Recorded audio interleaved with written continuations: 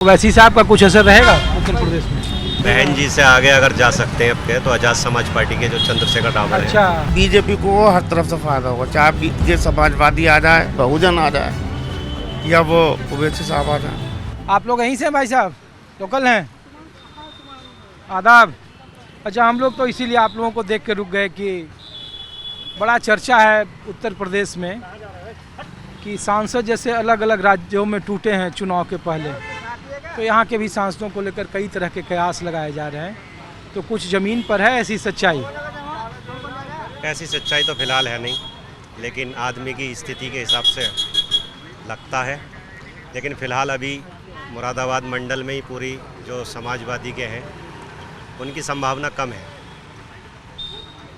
नहीं, रुचि वीरा के जाने का कोई अटकलें हैं? आम लोगों में चर्चा हो रही है? नहीं, ऐसी अभी तक तो कोई चर्चा नहीं सुनी। जैसे महाराष्ट्र में पार्टी टूट गई शिवसेना, जैसे बंगाल में टूट गई, ममता जी की पार्टी पूरी खत्म हो उत्तर गई। प्रदेश में भी लोग चर्चा कर जी। रहे हैं। ना अभी फ़िलहाल ऐसी कोई चर्चा नहीं है। हम भी डिंगरपुर क्षेत्र के रहने वाले हैं, वकालत का हमारा पेशा है। अच्छा, अभी हमने ऐसी कोई चर्चा रुचि वीरा सिंह जी के उसमें नहीं सुनी। क्या चाचा? ऐसी कोई बात अभी कोई सुनने में नहीं आई है कोई भी। नहीं। और ये बहन जी का कुछ हिसाब किताब इस बार है? ये मुस्लिम दलित समीकरण का बड़ा जोर चल रहा है। हाँ, चल तो रहा है। देखो भैया, अब जो चंद्रशेखर साहब भी हैं इसमें ही, चंद्रशेखर वैसे सुनने, चंद्रशेखर ज़्यादा बड़े तो सुनने। बहन जी से आगे बहन जी हाँ? बहन जी से आगे अगर जा सकते हैं अब के तो आजाद समाज पार्टी के जो चंद्रशेखर रावत हैं। अच्छा, वो मतलब मुस्लिमों के लिए ज़्यादा नेचुरल कॉम्बिनेशन आज़ाद समाज पार्टी है। हाँ। मुस्लिमों के लिए नहीं, बैकवर्ड कास्ट जितने भी होते हैं ज़्यादातर जो इस टाइम उसमें आ रहे हैं वो चंद्रशेखर आज़ाद ही अपनी पहचान बना रहे हैं उनके लिए। बहन जी का? बहन जी तो बहुत पीछे जा चुकी बहन जी पहले है। हमारे 0 पे पहुँच गई। हाँ?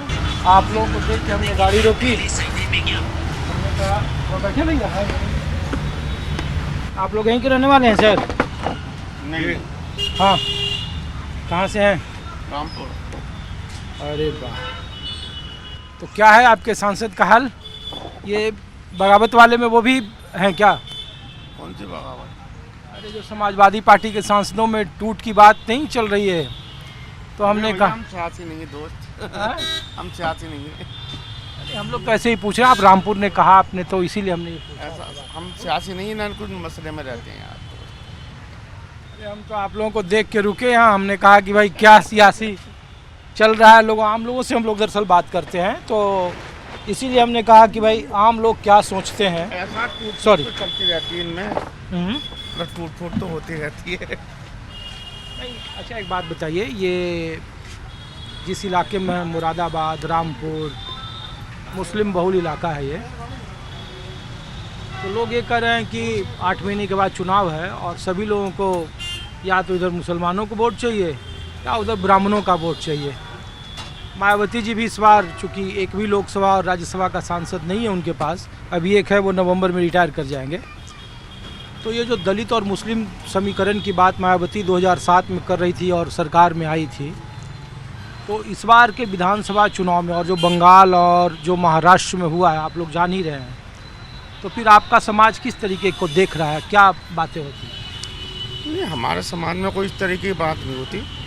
ऐसा है, हिंदू मुस्लिम का तो जो पैडिंग चला रही बीजेपी वो तो चल ही गया और वही चलेगा, हर जगह वही चल रहा, तो यहाँ भी चलेगा, जाहिर सी बात है। नहीं, दरअसल यहाँ इसीलिए है क्योंकि ओवैसी साहब भी बहुत पहले आए और बहराइच में गए और उन्होंने ऐलान किया कि देखो कैंडिडेट उतार दिया। मायावती भी कह रही है कि मुसलमान और दलित का समीकरण हमारे पास है। समाजवादी पार्टी तो कह ही रही है, उसके सांसद जहाँ मैं बैठा हूँ यहाँ जीता हुआ, रामपुर जीता हुआ। तो ये जो मुस्लिम और दलित समीकरण है और ओवैसी साहब का है, तो लोग कह रहे हैं ना कि विपक्ष का वोट अगर बटेगा, बिखरेगा तो सत्ताधारी दल को फ़ायदा होगा। तो इसीलिए मैंने ये सवाल पूछा कि किस तरीके की बातें हुई। ऐसा है, बीजेपी को हर तरफ से फायदा होगा, चाहे ये समाजवादी आ जाए, बहुजन आ जाए या वो ओवैसी साहब आ जाए, लेकिन बीजेपी को कोई नहीं हरा रहा। बीजेपी का अपना वोट बैंक है, वो वोट बैंक रहेगा। अब उससे मुसलमान भी जुड़ गया। लोग कह रहे हैं कि तो पूछिए ये 24 में कैसे 37 सीट जीत गई समाजवादी पार्टी? ना वो सब रामपुर जो आजम खान चुनाव हार गए, वही रामपुर 2024 में जीती ना समाजवादी। नहीं, तो समीकरण इस तरीके के बन गए तो वो जीत गई। समीकरण ये टूट फूट वाली अफवाह, क्योंकि बंगाल में भी 3 मुस्लिम सांसद चले गए एनडीए समर्थन में, अलग बागी गुट बनाकर। तो आप लोगों को लगता है कि उत्तर प्रदेश में भी ये संभव है? अभी मैं तो खैर इन मसलों में मतलब आम घरों में जो बातचीत होती है, मैं इसकी पूछ रहा हूँ।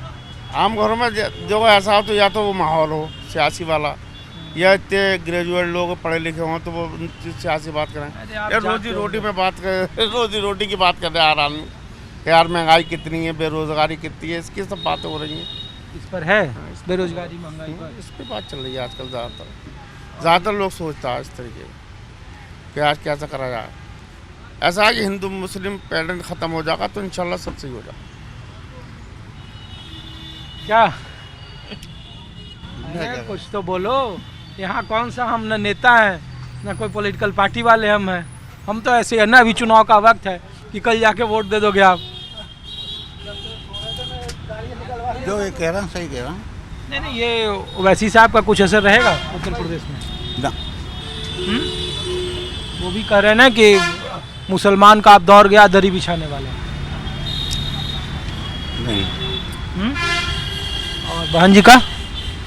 ना, बहन जी का, बहन जी तो ख़त्म है। खत्म है।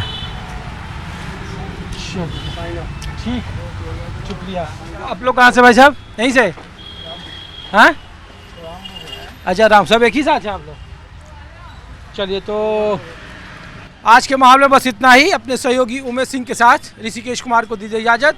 आप देखते रहिए न्यूज़ 24। नमस्कार।